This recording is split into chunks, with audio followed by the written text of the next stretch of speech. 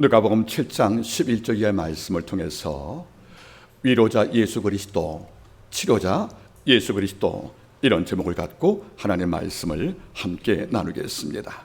말씀을 증언하겠습니다. 늘 제 머리맡에는 성경 말씀인 성경책과 그리고 단테의 신곡, 그리고 종종 읽어보는 존 밀턴의 신라곤 세 권의 책이 제 머리맡에 있습니다. 이 세 책은 제 일용할 양식이 되어서 지성과 영성을 위해서 많은 탐독을 제가 즐거워하는 하나님 말씀과 책이 됩니다. 오늘은 존 밀턴의 신라곤을 갖고 말씀의 선을 삼기를 소망합니다. 영국 대시인 존 밀턴은 1667년에 나이가 59이었습니다. 이런데 때리게 시력을 잃어버린 거예요. 그래서 하나님 말씀을 읽으면서 자기의 마지막에 영혼이 담긴 글을 남기고 싶었는데 이미 눈을 잃어버렸으니까 글을 쓸 수가 없다는 겁니다. 그래서 아내와 딸을 부릅니다. 내가 입으로 구술할 터이니 잘 받아 쓰라고. 그래서 1년간 그는 평생 마음에 담아두었던 진리에 대한 교훈을 구술했고 이것을 담아 쓴 것이 바로 밀턴의 신라곤이 됩니다. 신라곤, 즉 에덴 동산 잃어버렸다는 사건 아니겠습니까? 즉 창세기 3장 사건을 이미 소설식으로 쓴 글인데 읽을 때마다 감동이 됩니다. 말씀을 한번 나눠보지요. 신라곤의 이유가 천사장 루시퍼의 반란인데 이 루시퍼가 어느 순간 천사를 놓고 나서 이렇게 낭독을 합니다. 나는 천국에서 하나님의 종이 되느니 지옥에서 왕이 되겠다. 이른바 반란을 시도한 거예요. 자긴 종이 싫다는 거죠. 비록 지옥이지만 나는 왕이 될 것이다. 그래서 반란을 도모합니다. 물론 이 반란이 패배가 되어서 추방당하지만 이 반란에 참여했던 한 신이 있습니다. 이 천사 바로 만몬입니다. 만몬. 이 만몬이 그 반란에 참여했다가 더불어 패했는데 만몬은 참으로 천사 가운데 인기가 좋았답니다. 그 이유는 한 가지입니다. 이 만몬의 모습은 몸은 검은색이에요. 그리고 머리는 새 형상의 2개의 머리가 있고 손발에 발톱이 길었습니다. 그런데 놀라운 것은 이 만몬은 천상을 걸어갈 때마다 고개를 들지 않는 거예요. 항상 땅을 바라보는 거예요. 남들이 물어봤답니다. 너는 왜 늘 땅을 바라보고 사냐? 이래 물어보니까 만몬이 이렇게 말합니다. 내게는 네게 모르는 능력이 하나가 있지. 뭔데? 이럴 때 그는 말합니다. 나는 땅속에 감추어진 황금을 보는 능력이 있어. 그래서 나는 길을 가다가 황금이 묻힌 장소가 보이면 내 눈이 밝아져서 이걸 캐내었으니까 그는 부자인 거예요. 그러니까 많은 천사가 만몬과 동역을 하면 뭘 얻을 수 있을까? 황금을 얻을 수 있는 거예요. 그러니까 인기가 좋을 수밖에 없지요. 이런데 이 만몬이 루시퍼의 반란에 동참을 했고 그런 연루된 죄 때문에 추방을 당할 때 이 능력을 잃어버리고 맙니다. 그리고 이 능력이 누구한테 왔느냐? 타락한 인간의 경계에 왔다는 거예요. 그래서 인간들은 그 이후부터 황금을 찾기 위해서 땅만 바라본다는 겁니다. 땅 속에는 황금, 명예, 권력들, 이걸 찾기 위해서 땅만 바라보니까 하늘 바라볼 수가 없다는 거죠. 여러분, 헬라어에서 인간이라는 말의 헬라어가 안드로포스입니다. 이 말 뜻은 하늘을 바라보는 자.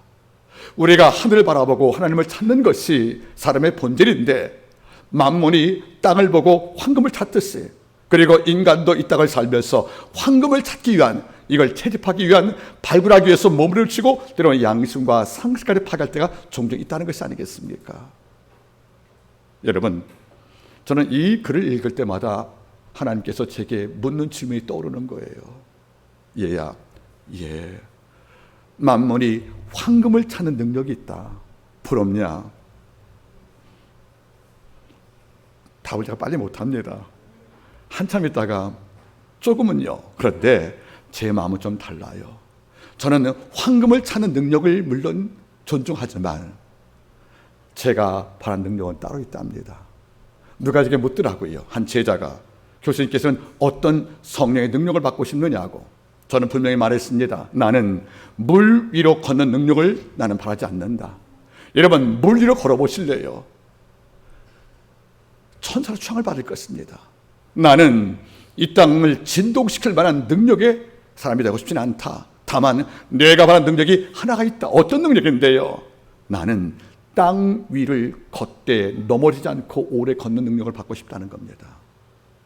물 위로 걷는 것이 아니라 땅 위를 걷되 넘어지지 않고 걷는 것이 제가 제일 큰 능력이라는 것이다. 받고 싶은 능력들. 이유가 뭔지 아십니까? 러시아 작가 안톤 체프가 어떻게 말했습니까? 인간은 두 발을 갖고도 평지에서 넘어지는 유일한 동물이라고 그랬어요. 인간은 두 발을 갖고도 평지에서 넘어진다는 거예요. 이런 동물도 바라보세요. 새도 발이 두 개입니다. 미흡한 동물도 넘어지지 않거든요. 새도 발 둘 안 넘어져요. 우리만 넘어집니다. 왜? 돌에 걸려서. 우리가 이 땅을 살면서 땅 위를 바로 건너가서 왜 중요한지 아십니까? 우리는 걷다 보면 욕망이라는 돌이 있는 거예요. 눈앞에. 그리고 여러분들, 권력들, 야망들, 이런 것이 곳곳에 돌뿌리가 되어 오고 있는데, 이걸 모르고 걷다가 넘어지면 누구는 돈 때문에 넘어진 자가 있고요. 어떤 분들은 권력을 취하다가 탐욕으로 넘어진 자가 있고, 이러니까 제 꿈은 한가는 것입니다. 내가 땅 위를 바로 걷되 넘어지지 않고 걷는 거 아니겠습니까? 전 지금 잘 이렇게 기도한답니다. 주님, 제가 일평생 살면서 물 위를 걸을 능력은 없다 할지라도 땅 위를 바르게 걸어서 이 땅을 살면서 내 모든 성도와 저를 이뻐하시는 하나님과 내 곁의 모든 통역을 통해서 하나님께 영광 누리게 소망합니다. 보세요, 여러분들. 이 땅 최고의 능력은 사람을 살리는 능력이에요. 사람을 살려면 내가 살아야 합니다. 어머니가 젖이 없으면 아이가 울어도 줄 것이 없다는 거예요.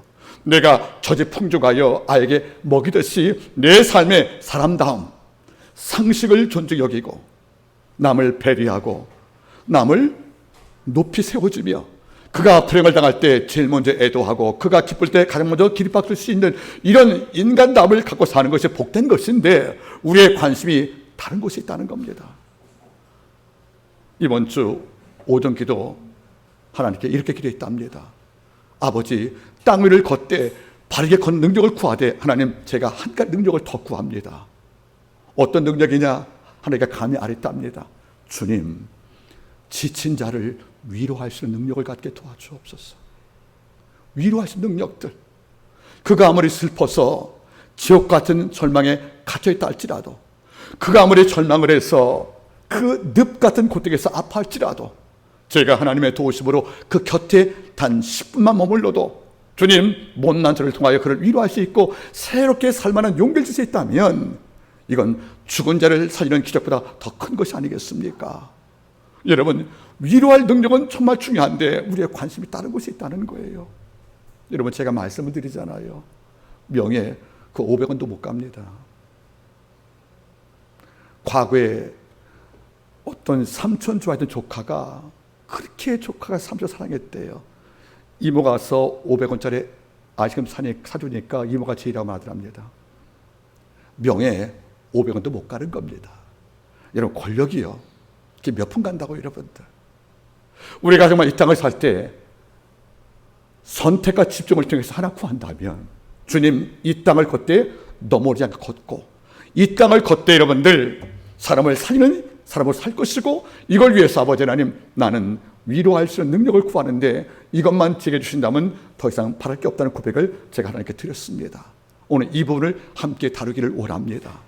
오늘 누가복음 7장의 나 인생의 과부는 우리가 아는 대로 인생사에 이렇게 불행할 수가 없어요, 여러분들. 오늘 말씀 바라보니까 여자는 과부라고 나옵니다. 남편이 없다는 거예요. 이런데 아들까지 사망을 했습니다. 그러면 홀로 남은 것인데 나를 지탱해 줄 남편과 아들이 함께 사망을 했으니 이제 그 여인은 이 땅을 살 때 어찌 보면 섣부른 위로 갖고는 치유가 안 될 만큼 큰 상처가 있는 것이 아니겠습니까? 그런데 이런 자와 예수가 만났습니다. 그 만난 이후에 하나님의 말씀은 이렇게 말합니다.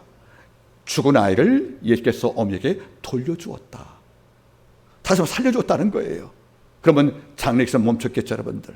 이 과정을 통해서 하나님께서 누구신가? 우리의 주님은 우리의 아픔을 위로하는 위로자, 우리의 고통과 불행을 치유하는 치유자가 되어서 내 곁에 와는 사실을 우리가 안다면, 현재 개인이 앓고 있는 아픔과 상실이 있다면 오늘 주님을 통해서 위로와 치유가 함께 공급되기를 간절히 바라겠습니다. 오늘 사건은 우리가 익히 아는 너무도 유명한 사건이에요. 그런데 이 사건을 자세히 묵상을 하면 놀라운 하나님의 교훈이 담겨 있습니다. 먼저 첫 번째 교훈을 받겠습니다. 이름이 언급하는 일명의 이 여인이 어떤 여인인가? 따라서 여러분들, 이보다 더 나쁠 것이 없는 여인, 이보다 더 나쁠 것이 없는 여인이에요. 여러분, 지옥을 내려갔더니 또 지옥이 있는 거예요. 왜? 오늘 말씀 바라보겠습니까? 성경이 이렇게 증언합니다. 11절, 그 후에 예수께서 나인이란 성으로 가실새 제자와 허단무리를 와 동행하더니 성문에 가까이 오실 때에 사람들이 한 죽은 자를 메고 나오니 이는 그 어미의 독자여 어미는 과부라, 이렇게 말합니다.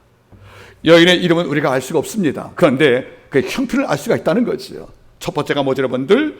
과부요. 남편이 안 계신 거예요. 그가 사망을 했습니다. 그러면 어떤 결과 따라옵니까? 경제력이 없다는 거예요. 1세기 팔레스틴에서 남편이 없는 여자의 그 경제력을 칠 방법은 하나밖에 없다는 것입니다. 매춘받게. 이 여인은 그런 선택을 하지 않은 여인이에요, 여러분들. 그러면 생존의 모든 어려움을 공급될 생산도가 없던 여인 입장에서는 가난밖에 살 수가 없는 입장에 있다는 거예요, 여러분들. 이런데 그가 버틸 이유가 한 가지예요. 내 아들이 있으니까. 이 아이가 장성하여 성장을 하면 아버지 역할을 할 것이고 가장 역할을 할 것이고 어쩌면 내 미래를 지키를 얘가 꿈이라. 이런 꿈을 안고 이 아이를 키워왔는데 이 아이까지 사망을 한 거예요. 보니까 청년이라고 나옵니다. 그러면 미래가 망가진 거예요. 이 아이가 성장하면 지금 내가 누리지 못한 모든 기쁨과 경제권을 줄 수 있겠다고 믿어왔는데 이 아이가 사망을 했으니 여인에게는 동시에 두 가지 고통이 온 거지요. 남편이 없음을 통하여 경제력의 약화, 아들 죽음을 통해서 주어졌던 이런 미래에 대한 희망의 포기들, 이것이 합쳐지면, 즉 경제력이 없고 아들의 죽음으로 희망이 없다는 사건을 묶어버리면 뭐가 남습니까? 가난과 절망이 남는 겁니다. 여러분, 한 가지 고통이 아닌 거예요. 가난과 절망과 외로움들과 더 나가서 경제력에 고통당하는 것들과 희망이 없는 이런 이 땅에서 우리가 피하고 싶은 가장 나쁜 것들이 지금 여러에게 다 왔다는 겁니다. 이보다 나쁠 수가 없다는 거예요. 여러분, 돌아보십시오. 욥은 10 자식이 죽었고요, 내가 이루었던 엄청난 자산이 파산되었고 아내가 날 떠났고 몸도 악창이 와서 몸이 망가졌지만 욥은 그래도 여러분들 친구 넷이 찾아오거든요. 엘리바스, 엘리웃, 여러분들 소박. 그리고 여러분들 우리가 자신과 빌다시 찾아와서 위로를 하지 않습니까, 여러분들? 물론 논쟁이 됐지만 그래도 그는 친구라도 남아있다는 거예요, 여러분들. 지금 여인 바라보세요. 저는 가끔 글 쓸 때 이 여인을 묵상할 때 이렇게 표현합니다. 남편과 자녀와 경제력들과 미래가 상실돼서 정말 가난과 절망밖에 남지 않는 이 여인은 어떤 삶일 것인가 물어본다면 저는 이렇게 표현합니다. 산속에 사는데 울타리 없는 집에 산다는 거예요. 위험한 산중에 사는데 울타리가 없는 집에 사는 인생을 여자가 살고 있구나. 이러면 여자에게 남은 게 뭐겠습니까? 이제 남편도 없고 내 자식이 죽었으니 이제 이 아이를 장례에 치고 나면 어쩌면 여러분들 내 인생도 마감할 수 있다고 생각할지 몰라요, 여러분들. 끝이 없는 절망의 통로를 걸어가는 것이니까. 그러면 어쩌면 이런 추측 가능합니다. 내가 얼마 전에 남편을 묻었다. 지금은 내가 아들을 묻었어. 다음에 누가 날 묻게 해줄까? 내가 묻힐 차례가 되었다. 이런 말을 홀로 독백을 하든 대화라든 간에 이 말이 그의 언어 가운데 남지 않았겠습니까?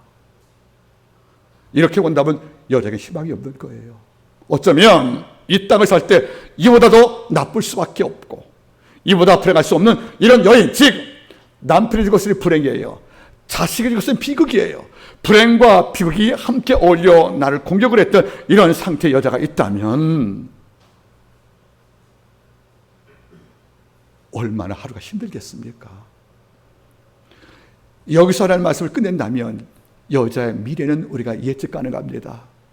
어느 순간 목숨을 끊었겠구나, 경제가 많이 어려워서 매춘을 통해서 생존을 이갔겠지, 아니면 실속을 해서 인생을 포기했겠지, 이런 추측 단어가 떠오르는 거예요, 여러분들. 그런데 놀라운 게 있습니다. 그 누구도 위로할 수 없는, 그 누구도 지할 수 없는 이런 최악의 상태, 이른바 퍼펙트 스톰, 완벽한 고통에서 아파하는 이 여인이 하나님 말씀 끝을 볼 때는 회복이 됐다는 겁니다. 그러면 11절과 12절 말씀과 맨 끝의 말씀 사이에 어떤 사건이 개입되었기에 여자 인생이 바뀌었을까? 이게 우리의 관심이라는 겁니다. 우리가 첫 번째 교훈을 배웠습니다. 이보다 더 나쁠 수가 없는 여인이었다는 거죠. 근데 두 번째가 뭡니까? 따라하시기 바라겠습니까? 모든 것을 가능케 하시는 예수와의 만남이 있었다. 자, 성경 말씀 바라보세요. 7장 13절, 주께서 과부를 보시고 불쌍히 여기사 울지 말라 하시고. 여러분 잘 보세요. 여기는 나인성, 자기의 마을을 떠나서 지금 매장지로 갑니다. 그런데 나인성 언덕으로 예수가 올라오신 거예요. 즉 죽음의 행렬이 내려갈 때 생명과 부활의 행렬, 예수가 올라오셨고 죽음과 생명이 지금 서로 부딪힌 것입니다. 여러분 잘 보겠습니까? 나는 살 의욕이 없어요. 나는 사는 게 지옥이에요. 이런 고통 속에서 모든 삶을 비록 끊지는 못했지만 끊은 바 다름이 없는 이런 심령으로 내 자식을 묻은 다음에 다음은 내가 묻힐 거야, 이런 마음으로 사망에 묶인 여자가 그 성을 내려가는데 저 아래서 누가 올라오는 거예요. 이 올라오는 무리는 다른 무리가 아니고 사망을 삼켜버리시는, 그리고 절망을 파괴시키시는, 더 나아가서 모든 고통을 다 전환시키어서 희망을 창조하는 이런 예수가 올라오셨고 그리 길에서 둘이 만남이 주어졌다는 겁니다. 예수 만난 사건보다 큰 기적은 없다는 겁니다. 전 지금도 고백합니다. 강의하고 나면 제자들이 많이 물어봐요. 그 어려운 구약 모든 강의를 이렇게 쉽게 도와주면 고맙습니다. 정말 많이 고생하셨죠? 물어보면 전 이렇게 말해요. 제가 이런 모든 강의할 수 있는 이런 모든 준비가 혹시 여러분께 만족되었다면 이것을 가능케 하신 하나님의 사랑이 내게 이미 있었다. 어떤 교우든지 내가 아니요 나와 함께 하신 하나님의 은혜라 고백을 합니다. 그리고 하는 말입니다. 내가 일평생 가장 잘한 것은 예수를 믿은 사건이다. 오늘 말씀 바라보세요. 여자는 기대하지 않은 거예요. 그저 매장하러 갔습니다. 매장과 함께 희망도 매장되는 걸 쓰고 미래가 매장되는 것, 이 절박 상황에서 뜻밖의 신학자 아더 핑크의 말대로 우리는 심판을 기다리다가 뜻밖의 은혜를 만난 자다.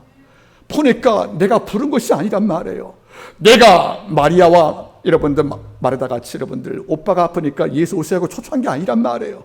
초청도 받지 않은 그밖에 뜻밖의 사망의 행리를 가는 나를 지금 주가 와서 만날 것이 아니겠습니까? 따라하세요. 내가 부르지 않았는데 그분이 날 찾아오셨다. 이게 은혜라는 거예요. 보니까 그분은 보통 분이 아니었어요. 오시더니 행동이 세 가지입니다. 첫째는 과부를 보시고, 여러분들 자식이 묻힌 관을 봤다는 게 아니에요. 뭘 봤다는 거예요? 과부를 먼저 봤대요. 자식을 묻는, 심장에 묻고 땅에 묻는 여인의 고통을 먼저 봤다는 거예요. 이게 바로 긍휼입니다. 우리는 관만 바라보잖아요. 누가 죽었지? 주님은 누가 죽었지 관심이 아니에요. 얘가 죽어서 누가 고통을 당하지? 그게 주의 관심이란 말이에요. 주께서 누굴 봤습니까? 상실과 아픔을 온몸에 두르고 사는, 정수리 발끝까지 절망으로 다 채워져서 꿈쩍도 못하는 절망의 포로가 됐던 이런 여인을 주께서 보시고, 이 본단 말이 블랙포거든요. 관찰하시고. 두 번째, 여러분들 가까이 가서 여러분 잘 보세요. 주를 보시고 불쌍히 여기사. 여러분 잘 보십시오. 불쌍히 여기사. 우리 한마음교회 성도는 이 단의 원문을 알고 있어요. 왜 다 고개 숙이십니까? 따라서 여러분들 스프랑크 니조마이. 시작. 스프랑크 니조마이 뜻이 뭐죠? 스프랑크는 말은 창자, 니조마이는 끊기다. 창자 끊기는 아픔이 스프랑크 니조마이예요. 그 단어가 바로 오늘 본문이에요. 주께서 과부를 보시고 목가 끊어진 만큼 아팠다는 거예요. 우리말로 단장, 단장에 미아리고기 하듯이 그 단장이란 말이에요. 여러분들, 여러분 잘 보겠습니까? 누구의 아픔을 남의 일로 치부하는 것은 사람이 아닌 거예요. 누구의 불행을 우리는 보고 지나갈 수 있습니다. 우리는 누가복음에서 강도 만난 사람을 지켜 지나갔던 제장과 레인을 봤잖아요. 누구든지 타인의 불행을 볼 수 있다는 거예요. 주님도 과부를 보셨습니다. 레인과 제장도 강도 받아 거반죽은 그 사람을 봤다는 거였어요. 봤지만 어땠습니까? 피해 갔다는 겁니다. 여러분 여쭤볼게요. 물론 타인과 나는 아무런 관계가 없어요. 하지만 이 타인의 불행을 보고 우리가 외면하는 것이 아니라 불쌍히 여기사, 즉 나는 도울 힘이 없어요. 하지만 여러분들, 도울 힘이 없어도 아파하는 자는 날 바라보는 당신이 날 도울 능력은 없어도 나를 바라보고 가슴이 아파하면 충분히 위로받는 겁니다. 저는 그래요. 성도 사이라면 처음 만날 때 요즘 어때? 괜찮아? 그 말이 아까워 안 된다는 거예요. 부부가 처음 만났어요. 아침을 떠나서 저녁에 남편과 아내가 만났어요. 오늘 어땠어? 이 말이 일상적인 평만 오늘지 몰라도 이 말이 갖고 있는 내적인 힘은 엄청나다는 거 아니겠습니까? 여러분, 말 아끼지 마세요. 보세요, 여러분들. 과부를 보시고 그냥 지나갈 수 있습니다. 왜? 과부의 아들 죽었으니까 과부의 아들 시신에 담긴 관 만지면 내가 어떤 자가 되는 거예요? 부족한 자가 되는 것이니까 율법을 어긴단 말이에요. 그러니까 도울 방법이 없는 거예요. 그러면 우리 같으면 피갑니다. 이런데 과부를 보시고 이렇게 말씀하십니다. 그 다음에는 불쌍히 여기사. 그런데 잘 보겠습니까?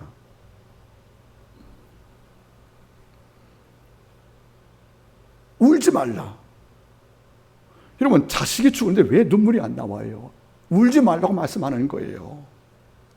자, 이것이 한순간이거든요. 보시면서 불쌍히 여기는 그 순간 한 말이 뭐죠? 여자여, 울지 말라 그랬단 말이에요.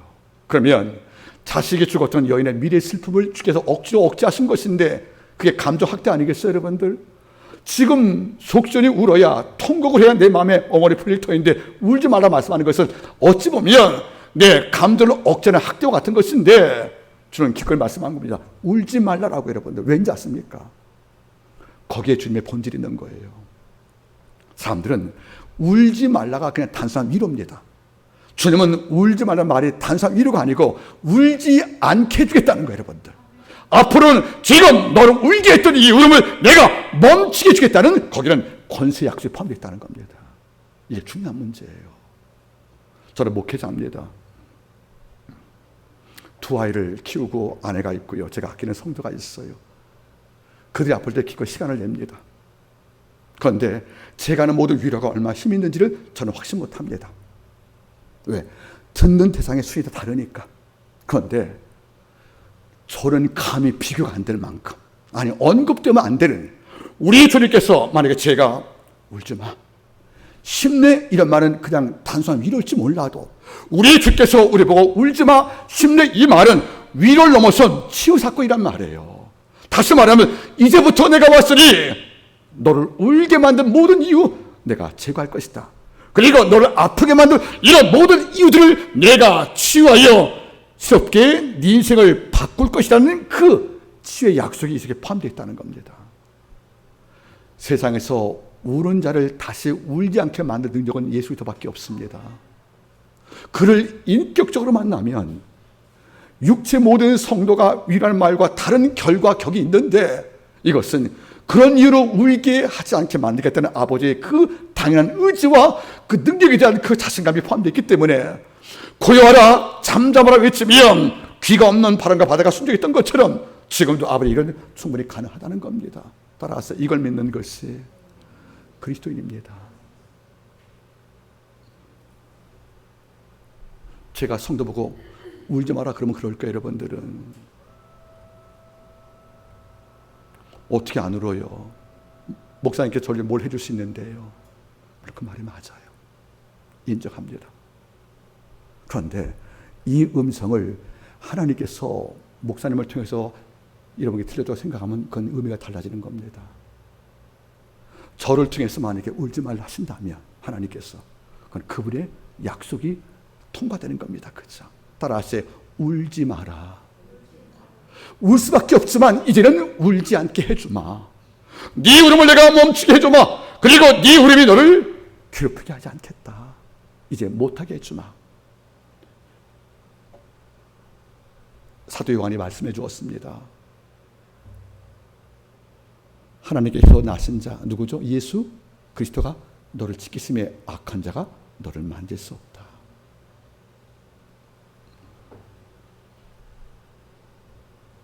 그러면 울지 말라 말씀하신 다음에 그게 헌이냐? 그게 헌증이냐? 아닌 거예요. 오셔서 여러분 위로하신 주님 울지 마. 위로한 다음에 그 다음 주님은 치유를 행동하십니다. 치유. 자, 말씀 말아보십시오. 7장 이제 치유 사건입니다. 14절 가까이 오사 그 관에 손을 대시니 맨 자들이 서는지라. 예수께서 가사대 청년아 내가 내게 말하노니 일어나라 하심에 죽었던 자가 일어나 앉고 말도 하고는 예수께서 그를 어미에게 주신대 치유가 된 겁니다. 주님은 헌증으로 우리를 현혹시키는 선동가가 아닙니다. 말로 우리를 기만시키는 이런 달변가가 아니라 그분 아래 여인을 슬프게 했고 절망으로 끌어갔던 그 이유였던 자식의 죽음, 이 죽음을 내가 되돌려서 그를 살게 하사 여자가 토리즘을 통해서 다시는 이걸로 울지 않게 만들겠다는 그 약속을 주께서 지금 이뤘다는 것이 아니겠습니까? 말씀 말아보세요. 가까이 오사 주님은 가까이 왔다는 겁니다. 저는 그래요. 창조주 하나님께서 멀리서 명령 한마디로 죽은 자 못 살리겠습니까? 우리가 누가복음 초반부 올 때 나오지 않습니까? 중풍병을 앓던 그 하인을 낫기 위해서 백부장이 장로를 보냈죠, 여러분들. 그러니까 주께서 가시니까 뭐라고 그래요? 오지 마시라고, 나 감당 못 하신다고 말씀하시옵소서. 그 말이 맞는 말이에요, 여러분들. 멀리 계시어도 말씀을 하시면 이 오래 있는 먼 곳에 아이가 낫겠죠, 여러분들. 하지만 주는 보세요. 그렇게 하시는 분이 가까이 갔단 말은 무슨 말이겠습니까? 우리 고통의 현장을 집이 답방하셨다는 겁니다. 이게 너무도 좋은 거예요. 능력이 많기 때문에 비서시켰어, 여러분들. 야, 저 성도 가난하니까 봉투에 100만 원 준비해서 갖다 줘 하고 시킨 것이 아니라 직접 들고 왔다는 겁니다. 이건 의미가 다른 문제예요. 하는 말이 뭘까? 가까이 와서. 여러분 여쭤볼게요. 타인의 불행과 엮이는 것이 좀 힘든 일 맞아요. 누구의 짐을 담당하고 그의 고통을 함께 나누고 사는 것은 결코 쉬운 일이 아닐지 모르겠습니다. 그럼에도 가까이 가서 그 아픔을 공유한 사람들, 시인 이혜인 수녀께서 하신 말씀을 기억이 납니다. 당신의 어깨가 아파도 어깨를 빌려주십시오. 나도 어깨가 아픈 거예요. 그런데 그 아픈 어깨라도, 나도 어깨가 아픈데 그 아픈 어깨라도 아파하는 자에게 어깨를 맡겨서 기도해 주라는 겁니다. 그게 가까이 가는 겁니다. 자, 따라하세요. 말로 하는 사랑보다 쉬운 게 없다. 말로는 뭘 못하겠어요. 가까이 가서, 즉 네 불행과 내 불행 거리를 축소시킨 거예요. 내 불행의 공간에 주께서 들어오신 거예요. 내 불행의 현장을 직접 주께서 답사하신 겁니다. 와보니까 자식의 시신이 누워있는 거예요. 이 뜨거운 여름날에. 이렇게 바라보니까 이 아이의 죽음이 과부인 여자의 고통을 가중시켰구나. 이걸 느끼니까 뭘 느낍니까? 그래, 이 아이가 어미의 눈물의 이유였다. 그럼 뭡니까? 이거를 살려야지요. 그래서 관에 손을 대쓰고. 구약 율법은 죽은 자의 관은 손댈 수가 없습니다.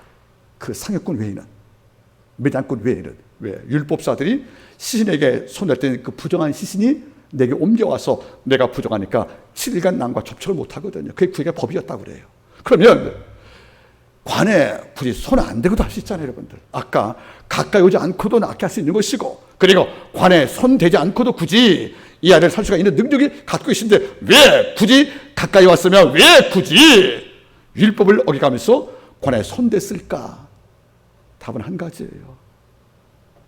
그게 주님의 사랑인 겁니다. 유대인의 랍비의 글에 이런 말이 있답니다. 한 왕이, 엄청난 권력 있는 왕이 잔치하는데 신하가 막 달려온 거예요. 왕이요, 큰일 났습니다. 왜? 저 연못에 놀던 당신의 4살짜리 아이가 연못에 빠졌습니다. 이러니까 왕이 보좌에서 뛰어나고 연못에 뛰어들더랍니다. 평생에 왕은 다 뭘로 했을까? 명령으로. 보통은 그러느냐, 신하 있느냐, 너 가서 내 아이를 건져오거라, 이렇게 할 수 없다는 거. 아버지는요, 그렇게 할 수 있지만 안 하는 거죠. 왜? 내 아들이니까 직접 뛰어든다는 거예요. 여러분들, 이게 바보 같습니까? 그게 사랑이라는 겁니다. 주님은 멀리서도 이 아이 살릴 수가 있어요.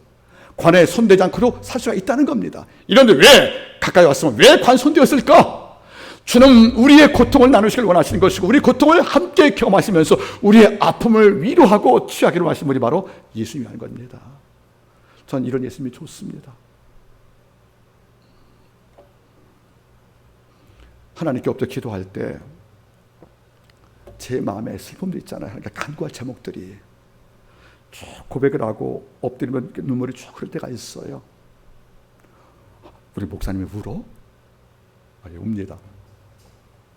울고 나면 기도할 때 내가 어깨에 담당했던 10톤의 무게가 있다면 기도 중에 점점 그 부력이 약해지는 거예요. 중력들이. 어느 순간 기도 마칠 때는 주께서 내가 어깨에 졌던 10톤의 무게 옷이어서 함께 들고 계시면서 내 고통을 감소시키시는, 내 불행을 감쇄시키시는 이런 마음을 느껴서 너무도 행복할 때가 종종 있다는 거예요. 여러분들, 돌아보세요. 여러분들, 왜 굳이 가까이 오셨는가? 왜 굳이 관에 손까지 되셨는가? 이것은 사랑하는 자는 그렇게밖에 할 수 없다는 겁니다. 왜 그렇게 하십니까? 이런 질문은 필요 없다는 것이에요. 왜? 사랑해봐라. 그렇게 되는 말이에요. 사랑해봐라. 네가 져주는 것이고, 사랑해봐라. 네가 먼저 오는 것이고, 사랑해봐라. 네가 그렇게 안 되는 것인가? 사랑하면 그렇게 될 수밖에 없다는 겁니다. 다시 한번 따라하세요. 두 사람이 싸우면 사랑의 마른 자가 집니다. 사랑 없는 자는 끝끝 이기려고 그래요. 사랑이 많은 자는 그래, 내가 지금 알지 뭐. 또 한번 따라하실래요? 싸웠다, 이겼다, 괜히 이겼다. 그런 마음인 거예요. 여러분, 아내와 싸워서 이겨서 뭐 하실래요? 친구랑 싸워서 이겨서 뭐 하실래요? 여러분들, 바로 이겁니다. 이런 다음에 주님은 위로의 생활을 딱 멈추고 취해주었습니다. 청년아, 내가 내게 말하노니 일어나라. 네크로스 콤, 지금 당장 일어나. 그렇게 말씀했다는 거예요. 이건 창조의 음성이라는 겁니다. 성경 바라보시면 제가 놀란 나라가 쿰이에요. 쿰. 야이로의 딸은 12살이었어요. 죽었습니다. 난리다 쿰, 소녀야 내가 말한다 일어나거라. 소녀 고쳤죠 여러분들. 지금은 청년이에요 여러분들.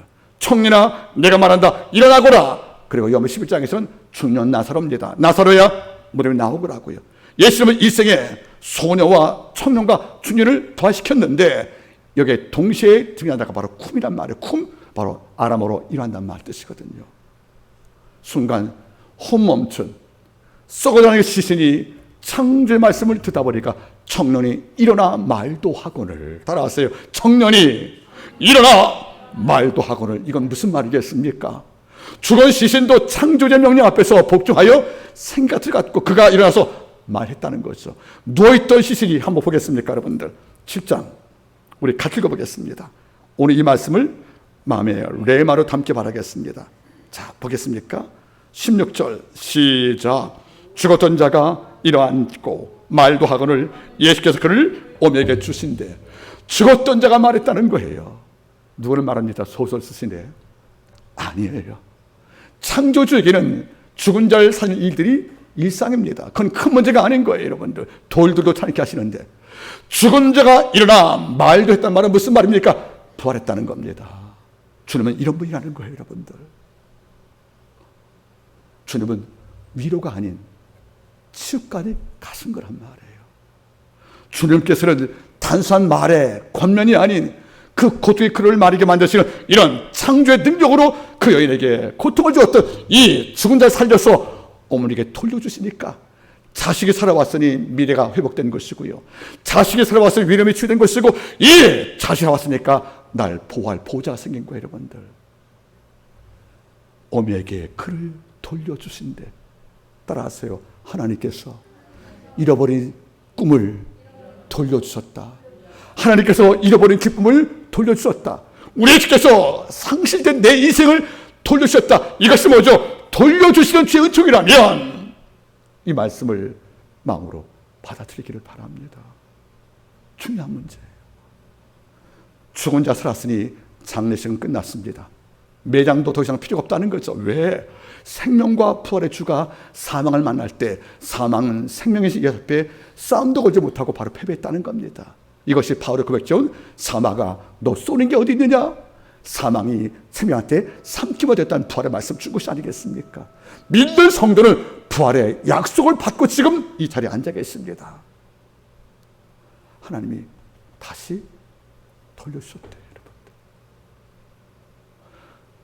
이 땅 그 누가 떠나간 세월에 주어진 고통을 치유하다 희망으로 돌릴 수 있겠습니까? 이 땅에 어떤 존재가 다 잃어버린 꿈과 희망과 모든 감사의 그 모든 능력을 다 빼앗겼는데 이걸 다 회복시켜서 돌려주겠습니까? 죽은 자가 일어나 말도 하고는 예수께서 그를 어미에게 주신데 이 말이 복음인 겁니다.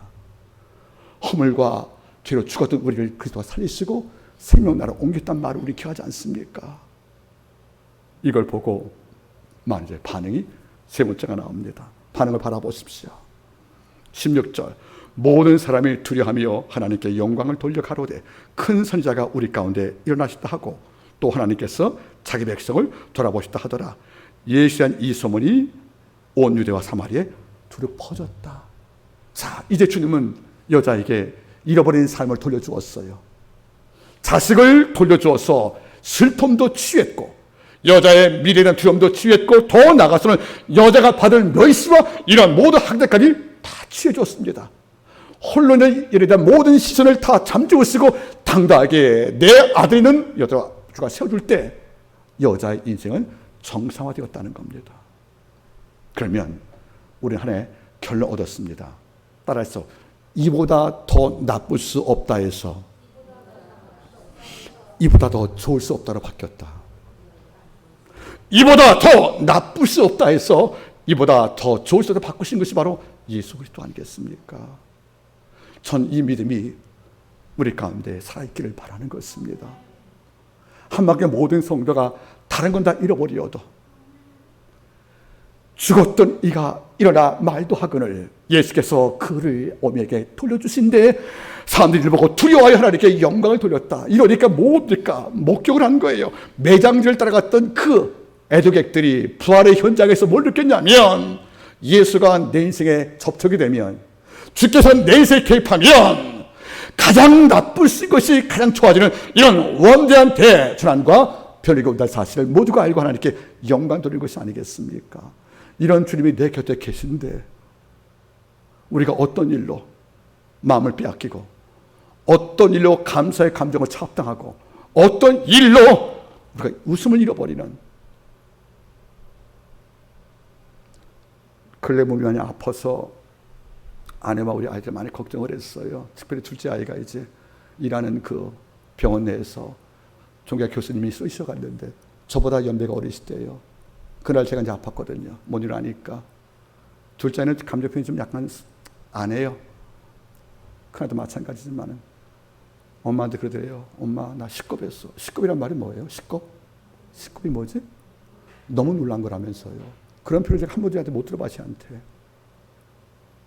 순간 뭘 느꼈는지 아십니까? 하나님 이런 아픈 것들이 목회, 우리 두 아이, 우리 성도분들께 짐이라든가 이런 걸로 성도 기도하게 만들고 싶지 않습니다. 제 영성을 위해서, 제 말씀을 위해서 제가 특별히 성도를 위해서 헌신을 다하시는 이런 열정을 위해 성도가 기도할 것이지 내 병 때문에 기도한다는 것은 제가 너무 미안한 거예요, 여러분들. 근데 믿음이 있습니다. 다시 돌려주신대. 잃어버린 것을 더 충분히 할 것이고, 그리고 잃어버린 것을 더 반짝반짝 빛나게 해서 만들어 돌려주시는 이런 지원청을 기대하는 것입니다. 말씀을 제가 맺기를 원합니다. 예수 그리스도는 단순한 위로자가 아니라 치유자이십니다.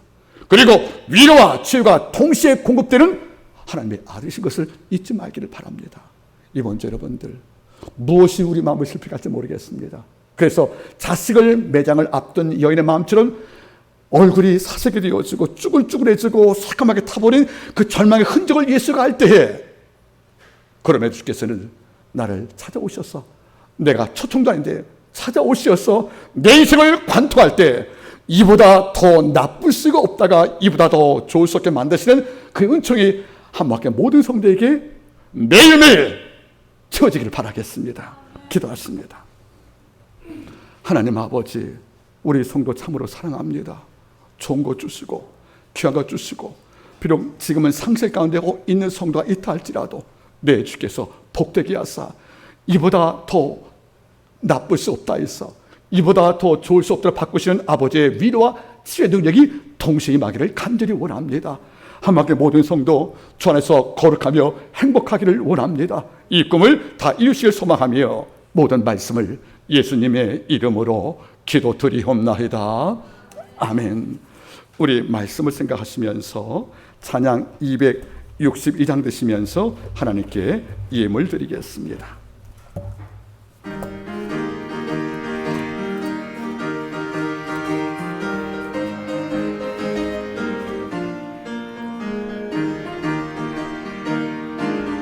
어두운 죄악길에서 목자 없는 양같이 모든 사람 길 찾아 헤맨다. 자비하신 하나님 독생자를 보내서